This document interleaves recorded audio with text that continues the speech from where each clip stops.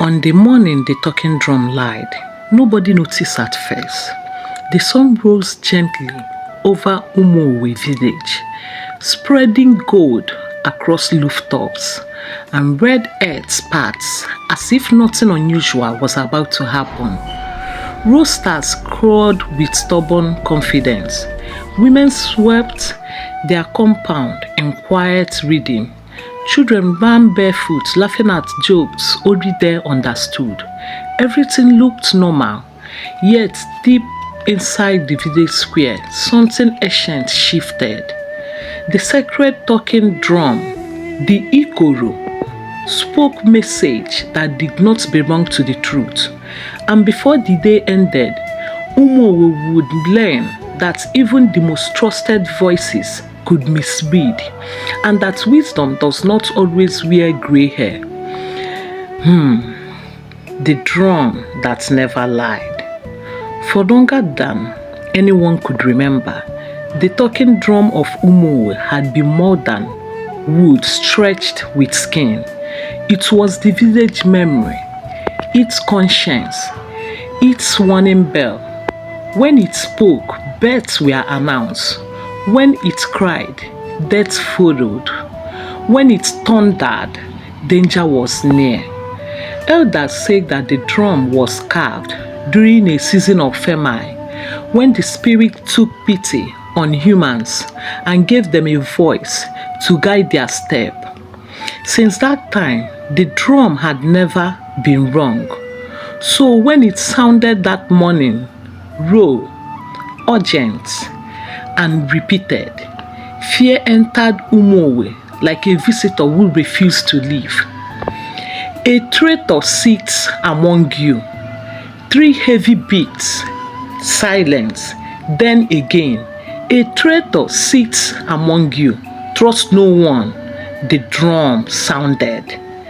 Ichiewoye was in Isobi when the drum spoke, and hearing those words, he froze.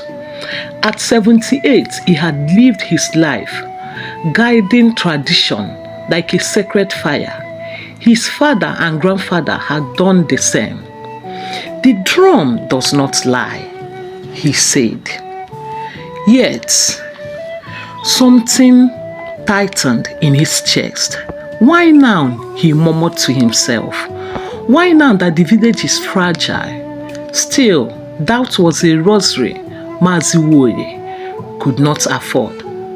If the drum spoke, obedience must follow. By midday, Umuowa was no longer a village. It was a courtroom without judge. Neighbors watched neighbors. Friends lowered their voices. Mothers pulled their children closer. Old grudges resurfaced. Did you see how Obi avoided the square? Someone whispered. Mama Ezine traveled suddenly last night.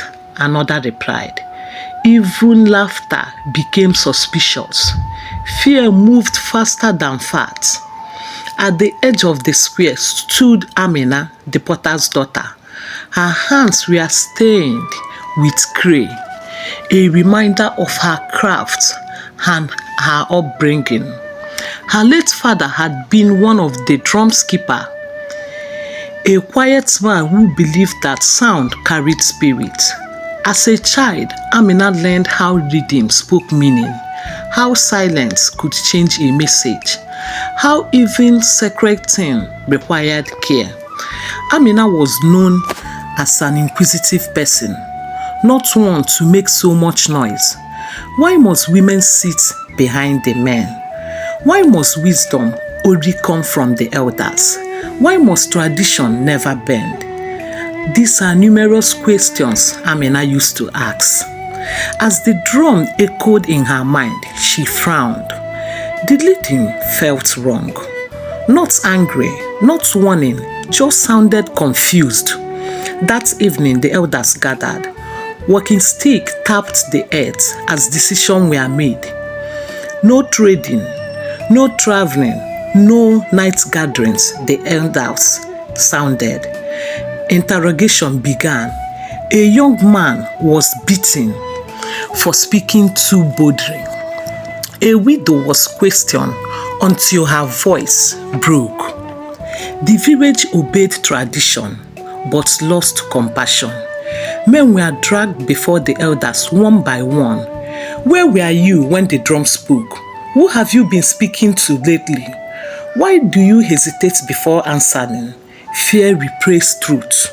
Some lied to protect themselves. Others remained silent out of terror. Each answer deepened suspicion. Amina stepped forward. With respect, Ndi Ichie, Amina said, her voice steady. What if the drum is mistaken? The square froze. Ichie Woye's eyes hardened. The drum has never lied, he said. But humans do, Amina replied softly. And humans touched the drum. Gasps followed her words. If I remain silent, innocent people will suffer. If I speak, I may be punished. But fear had already taken too much, Amina talked to herself. Women were forbidden from approaching the sacred drum, yet Amina walked towards it. Shouts rose. Before anyone could stop her, she knelt beside the drum, touching the ropes, the skin and the base. Her face softened. The drum is not lying, she said quietly. It is wounded. She explained how water from the last festival had weakened the skin, distorting the sound. What you hear, she said, is damage, not destiny. Elder Woye felt his words shake. Could tradition fail? He remembered times when fear nearly destroyed the village. Had obedience bridled him, Ichie Woye thought to himself. And a woman who is even older than Ichie Woye, Mamudoka, stepped forward. She spoke of a time long ago when fear nearly ruined Umuowa. How easily we forget, she said. Silence followed. That night, the drum was repaired, but not something else was restored. Apologies were made, tears were shed. The next morning, the drum spoke again. Wisdom lives where humility lay stained. From that day, the people of Umuowa understood that tradition without reflection becomes tyranny. Wisdom can wear young faces, and truth requires courage. Amina became the first woman among the drum keepers. Because the day the talking drum lied, the people finally learned how to listen. Moral of this great story: not every loud voice speaks truth. Sometimes progress begins with one brave question. This is the end.